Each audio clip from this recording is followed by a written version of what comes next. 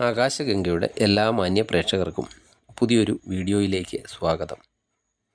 ഈ വർഷത്തെ ആദ്യത്തെ സൂര്യഗ്രഹണം നടക്കാൻ പോവുകയാണ്. മാർച്ച് 29-നാണ് സൂര്യഗ്രഹണം വരുന്നത്. അതേ ദിവസം തന്നെയാണ് ശനി രാശിമാറ്റവും നടത്തുന്നത്.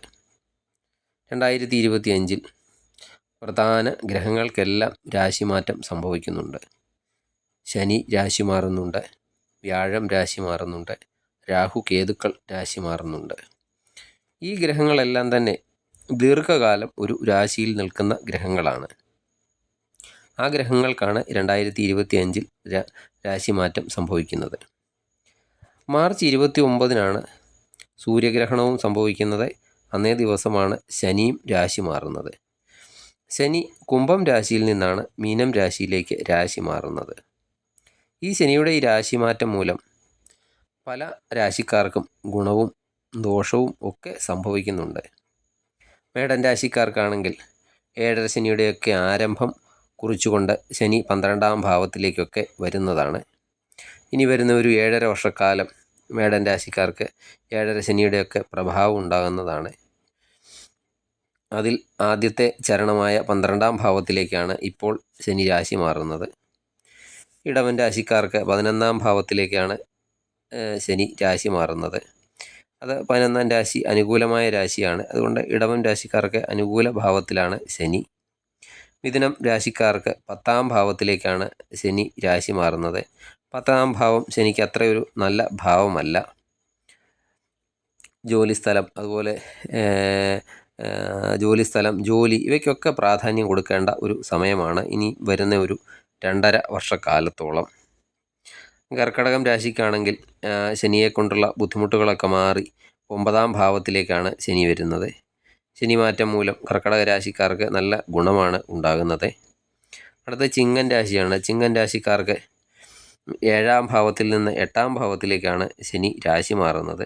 ശനിക്ക് 7-ാം ഭാവവും 8-ാം ഭാവവും ഒന്നും അത്ര അനുകൂലമായ ഭാവമല്ല. എങ്കിലും 7-ൽ നിൽക്കുന്ന അത്രയും ബുദ്ധിമുട്ടുകൾ 8-ൽ നിൽക്കുന്ന ശനി ഉണ്ടാക്കില്ല. കന്നി രാശിക്കാർക്കാണെങ്കിൽ 7-ാം ഭാവത്തിലേക്കാണ് ശനി രാശി മാറുന്നത്. ശനി ഇപ്പോൾ കന്നി രാശിക്കാർക്ക് അനുകൂലമായ അവസ്ഥയിലാണ്. 7-ാം ഭാവം ശനിക്കൊരു അത്ര നല്ല ഭാവമല്ല. ജീവിത പങ്കാളിയോടും ബിസിനസ് പങ്കാളിയോടും ഒക്കെയുള്ള ബന്ധം അത്ര നന്നായി പോകാനും വഴിയില്ല.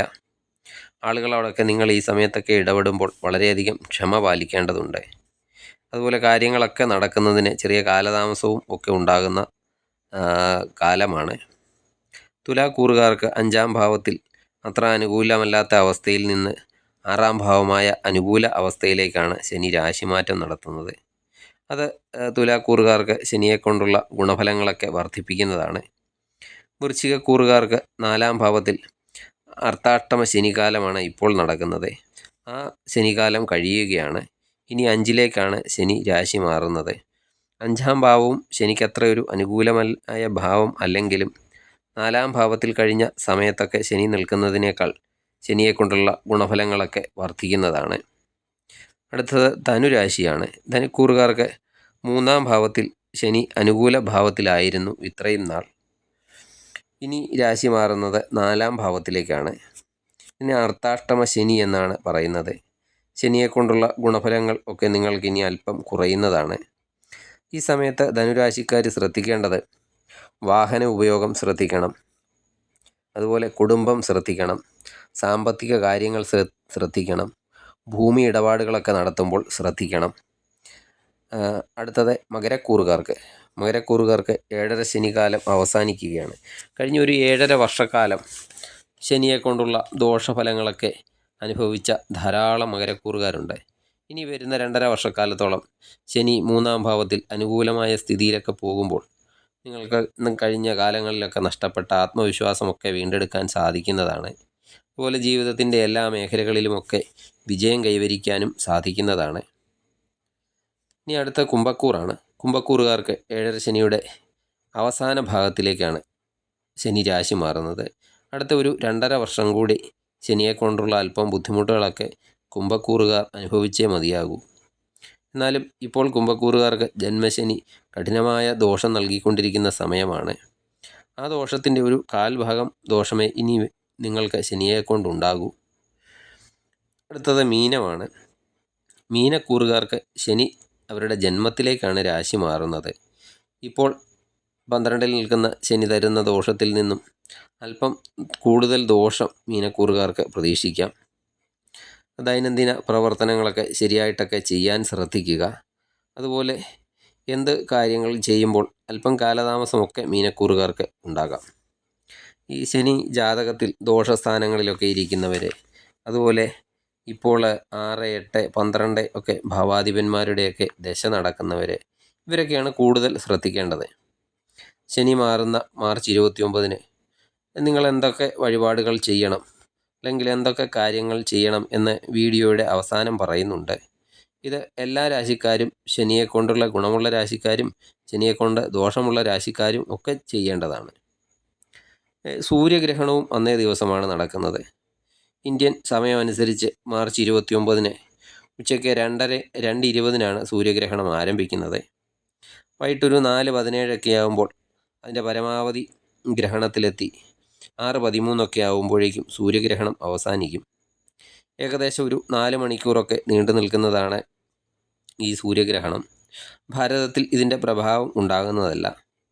എന്നാൽ ജ്യോതിഷത്തിൻ്റെ അടിസ്ഥാനത്തിൽ നോക്കിയാൽ മീനം രാശിയിൽ ആണ് ഗ്രഹണം നടക്കുന്നത്. അന്നേ ദിവസം ശനി അമാവാസി കൂടിയാണ്. രാത്രി 8 മണിക്കാണ്, അന്നേ ദിവസം രാത്രി 8 മണിക്കാണ് ശനി രാശി മാറുന്നത്. അന്നേ ദിവസങ്ങളിൽ സൂര്യൻ, ശനി, രാഹു, ബുധൻ, ശുക്രൻ, ചന്ദ്രൻ എന്നീ 6 ഗ്രഹങ്ങളുടെ സംയോഗമാണ് മീനം രാശിയിൽ നടക്കുന്നത്. ഈ ഗ്രഹണത്തിന് ശേഷം 15 ദിവസത്തോളം ഏകദേശം ഒരു 8 രാശിക്കാർക്ക് ഈ ഗ്രഹണത്തിൻ്റെ ഒരു പ്രഭാവം ഉണ്ടാകുന്നതാണ്. അതിൽ ആദ്യത്തെ രാശി ഇടവൻ രാശിയാണ്. ഇടവൻ രാശിക്കാർ ഒരു 15 ദിവസം സ്വന്തം പങ്കാളിയോടും, വിവാഹ പങ്കാളിയോടും, അതുപോലെ ബിസിനസ് പങ്കാളിയോടും ഒക്കെയുള്ള സംസാരങ്ങളൊക്കെ ശ്രദ്ധിക്കണം. അതുപോലെ അവരുമായിട്ടുള്ള റിലേഷനിലും അല്പം ശ്രദ്ധ കൊടുക്കണം.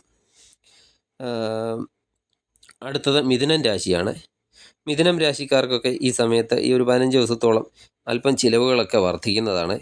ആ ചിലവുകൾ ഇലക്ട്രോണിക്സ് ഐറ്റംസിനുള്ള ചിലവുകളാകാം, അല്ലെങ്കിൽ വാഹനങ്ങൾക്കുള്ള ചിലവുകളാകാം, കുട്ടികൾക്ക് വേണ്ടിയുള്ള ചിലവുകളാകാം, കുടുംബത്തിൻ്റെ എന്തെങ്കിലും കാര്യങ്ങൾക്കൊക്കെ വേണ്ടിയുള്ള ചിലവുകളും ഈ സമയത്ത് കൂടാം.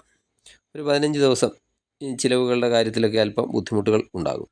അടുത്തത് കർക്കിടക രാശിയാണ്. കർക്കിടക രാശിക്ക് ശനിദോഷം അവസാനിക്കുന്ന ദിവസമാണ്. എന്നാൽ അടുത്ത ഒരു 15 ദിവസത്തോളം സൂര്യഗ്രഹണത്താലുള്ള ചെറിയ ദോഷങ്ങളൊക്കെ ഉണ്ടാകും. ആശുപത്രി ചിലവുകളൊക്കെ അല്പം വർദ്ധിക്കും. അതുപോലെ നിങ്ങളുടെ സ്വന്തം ആവശ്യങ്ങൾക്ക് വേണ്ടിയുള്ള ചിലവുകളും ഒക്കെ വർദ്ധിക്കാം ഈ സമയത്ത് ഒരു 15 ദിവസത്തോളം. അടുത്തത് ചിങ്ങൻ രാശിയാണ്. ചിങ്ങൻ രാശിക്കാർക്ക് ഒരു 15 ദിവസത്തേക്ക് ആരോഗ്യത്തിലൊക്കെ അല്പം ശ്രദ്ധിക്കണം. അലർജി, ഫുഡ് പോയിസൺ, BP ഒക്കെ ഇങ്ങനെയുള്ള രോഗങ്ങളൊക്കെ ഈ സമയത്ത് ശ്രദ്ധിക്കേണ്ടതാണ്. അങ്ങനെയുള്ള രോഗങ്ങൾ ഉള്ളവരാണെങ്കിൽ അത് കൂടാതെയും ശ്രദ്ധിക്കണം. അടുത്തത് കന്നി രാശിയാണ്. കന്നി രാശിക്കാർ അടുത്ത ഒരു 15 ദിവസത്തേക്ക് ഓൺലൈൻ ട്രാൻസാക്ഷനുകൾ ശ്രദ്ധിക്കണം. Paytm, Google Pay പോലുള്ള കാര്യങ്ങളൊക്കെ ചെയ്യുമ്പോൾ ശ്രദ്ധിച്ച് ചെയ്യണം. അതുപോലെ ഷെയർ മാർക്കറ്റുകളിൽ പഠിക്കാതെയുള്ള നിക്ഷേപങ്ങളൊന്നും നടത്തരുത്. ഓൺലൈൻ മണി ട്രാൻസാക്ഷനൊക്കെ നടത്തുമ്പോൾ അത് കൃത്യമായി തന്നെ ചെയ്യാൻ ശ്രദ്ധിക്കേണ്ടതാണ്.